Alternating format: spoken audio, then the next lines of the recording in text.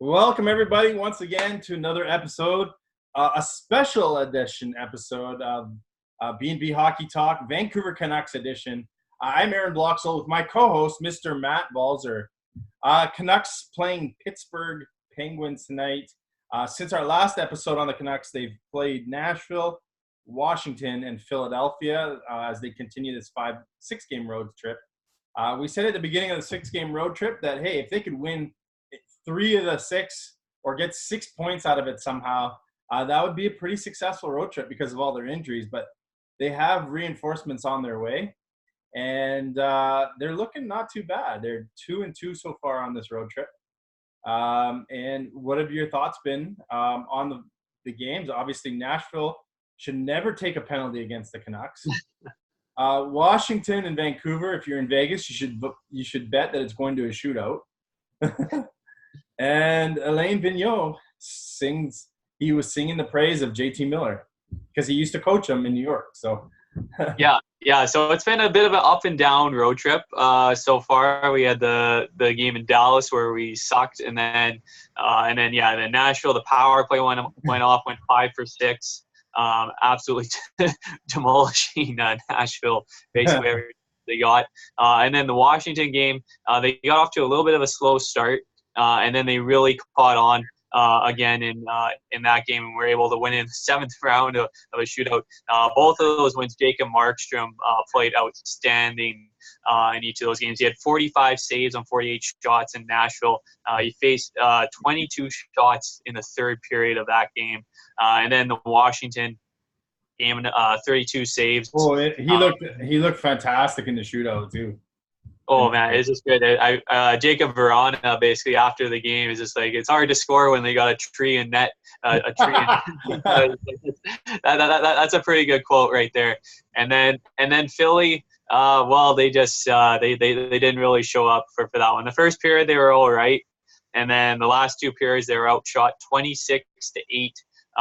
And in total, they were outshot 34-17, and Jordy Ben had 5 of those shots. So, it was a dud game when Jordy Ben basically has half the team's shots there. Now, I heard today some of the local people talking about how the Vancouver Canucks are getting outplayed 5-on-5, especially on their bottom 2 lines, their bottom 6. With guys like Beagle, Ferland, Mott, Sutter, Roussel, all these bottom 6 guys that are out right now. Should they – I see Coach Travis Green protecting Adam Cadet a little bit still, but I'm very curious to see what they look like with a healthy team, if that's at all possible. And is that the reason that you think that they're struggling? Because matchups change. There's more pressure on Horvat to take a lot of faceoffs and win more draws, which takes away the offensive opportunities for him when he's on the ice, which puts all this pressure on scoring on the Pettersson line. So I see how that is very related to their potential slump, because it's looking a lot like it did last year right now with all these injuries. Yeah. I said, I see that, and then listening to the Vancast today on The Athletic with Jeff Patterson and Thomas Drance, I think Drance brought up the Canucks 5-on-5 shooting percentage is just like super low, which is just like, which is basically just one of those, like, you're not getting some bounces or whatever, and eventually it'll clear up or whatever. But we're just waiting for that to sort of start to happen. But yeah, if you look at the depth scoring right now with some of the lineup, like Josh Levo, like I really like the way he's played, but he only has 2 goals on the season, even though I really liked his play. And Tanner Pearson has 5 goals on the season, but 2 of those are empty netters. 2 of them were absolute darts into the empty net. Yeah. So it's just one of those from like his own end right to the middle of the net. So it's nice that he's getting some goals, but they need to start scoring on an actual goalie, like outside of Horvat, Miller, Besser, and Pettersson. Because Pettersson, Miller, and Besser are now all up to double digits in goals. Now they all have 10, and Horvat's right behind them with 8. But after that, it's sort of a who's who of who you're going to hope to get some offense from. So the Canucks call up Nikolai Goldobin from Utica, which depending on where they suit him in the lineup, hopefully in a top 6 role. Because if it's going to be a short-term thing, I'd rather see him play with Pedersen or Horvat on one of those 2 lines, which should boost some of the offense there. Then you talk about reinforcements coming. Sutter was back at practice. There's still no exact timeline when he's going to be back. Ferland joined the team in Pittsburgh, and he got a good skating by Manny Malhotra, as he's been out 4 weeks already, which is crazy to think that's been that long. And then Antoine Roussel is getting a conditioning stint right now in Utica. I see him and Berchi are actually both going to be in the lineup coming up here for Utica. And then they play tonight, so and then they play back to back on Friday, Saturday against the Marlies. Yeah, so it'll be good once to get those guys back. And we survived an Edler injury scare in Washington. There was like 2 instances. He took a big hit from Ovechkin, and then he took a skate where he hit Travis Boyd, and Boyd's skate sort of came up and looked to cut him on his arm or something like that. But luckily he didn't miss any time, which is great for the Canucks. We keep surviving these scares on the back end. But yeah, when it comes to 5-on-5, it's just eventually like we'll get a couple, and then I think eventually then everybody's gonna go, because with the shooting percentage being as low as it is right now in 5-on-5, eventually it's gonna self-correct. But it's just one of those things where you gotta be. It's like eventually it's like it has to happen sort of thing, and otherwise you just look at 5-on-5 in those bottom 6. I mean, Sutter and Ferland and Pearson seem to really control the tempo of the game when they were out there, and Beagle and Schaller and Mott were really controlling too. And since Beagle and Mott have gone down, I mean, Schaller's had to carry around the one Louis Eriksson, and nobody should have to do that. So they've had to tinker with the lineups. And like I said, the 3rd and the 4th line just seem to be getting outplayed a lot when they're on the ice, and it puts a lot of pressure on the other part. So I'm hoping they get healthy. I'm hoping they get some of these players back soon. They got back-to-back against Edmonton this weekend, which is going to be super exciting. I mean, who doesn't like a Vancouver Edmonton home and home? But it's good rivalry, that's for sure. But saying that, Coach Green keeps talking about some of the games that they play are heavy games, and the one against Washington was one of those games. You saw Gudas run over Brock Besser, and lots of pretty big hits in that game. I like the fact that the Canucks can adjust and can play almost every style right now, and I think they'll be even better at a heavy game when they're healthy. Yeah, especially Washington at that time being the best team in the league, point wise. It is great that we could hang with them from start to finish, and then that overtime as well. I think we brought it up on one of our NHL shows, but the Hughes boost to Miller on that back check is something. It's something that does happen in games, but like in that sort of prominence, usually you don't see it like that. Usually it's somebody going on the back check at the blue line or red line where they get the boost. But crazy play by Hughes. But yeah, for especially playoff matchup wise, those are the types of games that the Canucks are gonna have to get used to playing, and especially Washington. That's a team that knows how to play that type of hockey, and that they were able to hang in there and get the 2 points in the shootout. And yeah, it's just like, and one thing that, because I brought Markstrom earlier, because we sort of called him out sort of last show. Great job by him for answering the bell in 2 back-to-back big games. And even Thatcher Demko in Philly had a strong game. He just didn't get any support up front. Yeah, he had no run support. But back to the heavy game. I mean, you look at a team like St. Louis and Washington, both fairly heavy. Nashville could be a heavy team. I think they might need to have that type of game in their arsenal of tricks, if they're going to tend for a playoff spot, because that's, as we know, playoffs are a different season, and that's how it tends to go. And it's nice to see that they can play that way. Yeah, because as soon as they figure out the 5-on-5, because the power play is 4th in the league right now, 26.2%, which is really nice. And the PK's in the top 10 still without Beagle and Sutter. So Yeah. So it's just like once when we get the forward depth back from injury, I think we'll start to see some more support.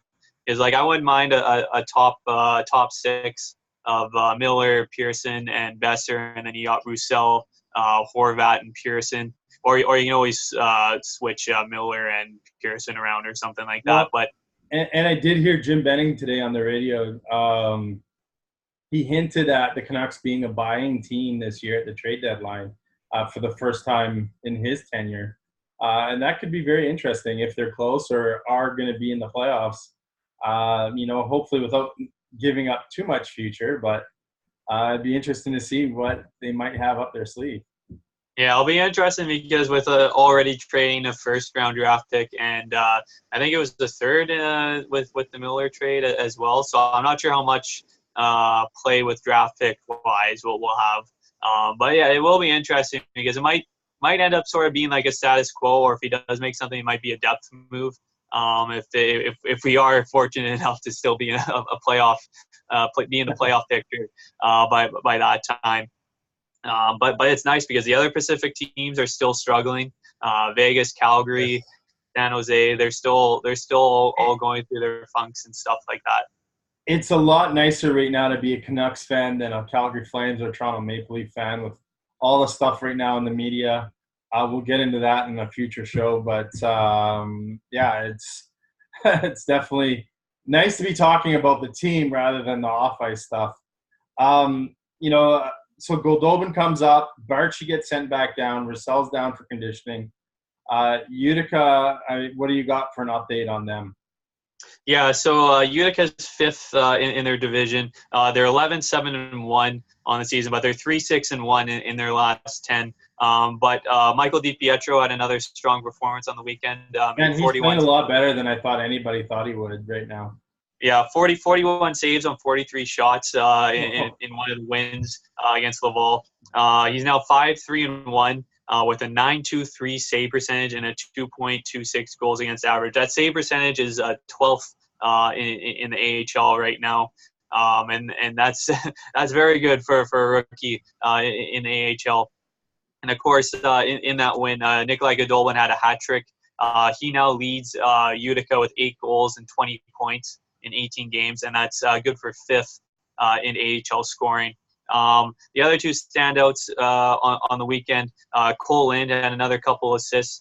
He has 14 points in 19 games, so he's now only 3 points back on matching his point total from last year. And speaking of matching point totals, just about Jonah Gadovich was back from injury and he scored in back-to-back games. He has 3 goals, 4 points in 5 games. He only had 4 goals in about 40, somewhere between 40 or 50 games last year and 10 points. So he's just 1 goal back from matching his goal total from last year, which is great to see. And then Brogan Rafferty will be the other guy I bring up. 11 points in 19 games. Continues to be their steady all-around number 1 defenseman on the farm. And man, it's just I'm surprised the Canucks haven't had an injury or a bigger injury, because otherwise I think we would have already seen him up with the team already. But yeah, other than that, those were the big standouts down in Utica over the weekend and last week. Oscar Fentenberg, of course, would disagree with you about giving one of the kids a chance. But any update on Olli Juolevi's injury? Yeah, so we're still waiting. His agent sort of came out and said they're still waiting for feedback, which is very frustrating. So bizarre that it's so hush-hush, isn't it? Yeah, because it was like that last year or whatever, where it didn't seem like it was a big thing. He was sort of practicing with the team still a little bit, and then all of a sudden shut down for the season. So I'm very curious to see what this injury is, because it doesn't make any sense why it's already been like what two weeks or something like that, and we still don't know confirmation wise what it is. It's just super strange. Yeah. Let's touch on some of the prospects. Prospect there in the NCAA is making a lot of noise. Let's talk about him. All right, yeah. So Tyler Madden had another massive weekend for Northeastern. By the way, he's son of John Madden, the 3-time Stanley Cup champion and ex-New Jersey Devil, not the Monday Night Football announcer. Yes, yes. Well, it's shocking now that this guy was only a third round pick, and I was a bit of a against them drafting Madden just because of some of the other available guys that I was wanting. But now Madden's just shutting all that down. He now is tied for the league lead in NCAA goal scoring. He now has 11 goals in just 14 games, and he has 19 points in that time frame. He had a hat trick and 4 points in one of the games, and he had an assist in the second game. And another prospect that I'm going to bring up that also plays for Northeastern, he was a 7th-round pick of the Canucks this past draft, Aidan McDonough, 6'2" power forward. He missed the first few games to injury, but now in the 11 games, he has 4 goals and 10 points. And those duo, they've been pretty exciting to watch down in Utica. The other 2 prospects I'll bring up, Nils Hoglander had a couple goals in Sweden last weekend. He now has 5 goals, 6 points in 16 games, and he's starting to really find his groove there after coming back from that suspension that he had. And Vasily Pakolson, getting my Russians all mixed up here. He's actually starting to get some more ice time up in the KHL. He has yet to get a point, but the last few games, because of an injury, he's been moved up the lineup. He's been getting probably averaging around 10, 11 minutes a game. So that's good to see there, even though he isn't getting any points. But it's better than being the 13th forward and just him maybe getting a minute of ice time or something like that. So those are the big updates. Otherwise, everybody else has sort of been quiet where they were. Jet Wu now has 11 points in 21 games for the Calgary Hitmen. That will be the other big one I'll bring up. What about Carson? What about Carson Falk? Is he still leading the team in scoring? Yeah, he's 12 goals, 20 points in 18 games. He's quieted down a little bit on the goal scoring front. But yeah, it just seems like the one guy that we consistently come back to each week in the prospects is Tyler Madden. It's just every week, it's just another big weekend, another big weekend. And it's great to see him being tied for the lead in goals in the NCAA as a 20-year-old. So maybe they might get him to a contract at the end of the season. Between him and Jack Rathbone, I think those will be the big 2 that they're going to try to sign. And I think Will Lockwood as well is another guy they need to sign and tie up. So. Yeah. Lockwood is a guy I haven't heard much about because just seeing his stats, he has 3 goals, 4 points in 10 games with Michigan this year, which is a bit slow. I think for being a 22 year old in the NCAA. But I also don't know how the team has been playing there. But he's been the captain there this year so far too. Well, I know Lockwood was captain for Team USA as well a couple of years ago at the World Juniors. Very much like a Bo Horvat type player. I don't know if his speed's quite as there, but and he's a right-handed shot. So interesting to see if they can get him tied up as well. But Matt, I guess final words over to you. All right, yeah. So highlights will be up tonight. Busy schedule tonight. I think there's around 13 games. So I'll do a couple big highlights for each game, and I'll have all the Canuck highlights up for the Pittsburgh game. We got the Brock Besser versus Matt Murray matchup, I believe, tonight. I know Tristan Jarry had started the last 2 games actually over Murray, so I'm guessing Murray's going to get back in net, and we'll see if Brock Besser gets lucky once again tonight. And also one thing to check out: the 5 goals in 2 games against Murray for those keeping score. So. Oh, and just one other thing I'll bring up. The Utica Comets, they released a special 3rd jersey that they're going to be wearing at the end of February and beginning of March. The Canucks 94 skate jerseys, they did a version of those jerseys except with the Utica Comets symbol on them, and they look pretty sick. So, but yeah, that's something to check out. But yeah, otherwise we'll be back on Friday, and we'll have a lot to discuss, as Aaron hinted at earlier. The big coaching stuff in Calgary with and all that. That's that's going to be interesting. That can all be linked back to the Marc-Andre Fleury glove saved against the Toronto Maple Leafs, which led to Babcock getting fired, which led to that story of Mitch Marner to here and onward. So it's been a bit of a waterfall effect so far, but yeah, we'll be going over that on Friday along with any other the bigger news on that show. So for you Canuck fans, they're playing Pittsburgh right now. Puck drop just happened a couple minutes ago. Back to back against Edmonton on Saturday and Sunday. So when we're back next week with our Vancouver Canucks special edition, we'll have lots to talk about, as there always is against Connor McDavid and Leon Draisaitl's Oilers. Good division rivalry, and of course the Brock Besser versus Matt Murray discussion we can talk about. So I'm Aaron. He's Matt. Thanks again for supporting us and for following us on this channel. Remember to hit the like and subscribe button, whether you're on YouTube or on our Facebook page. And tell your friends about us. Leave your comments below. Let us know what you think. If you're a Canucks fan, let us know what you think about the team. Hey, feel free to comment about anything hockey related on our page. So we'll be back Friday, like Matt said. Have a great night, and so long.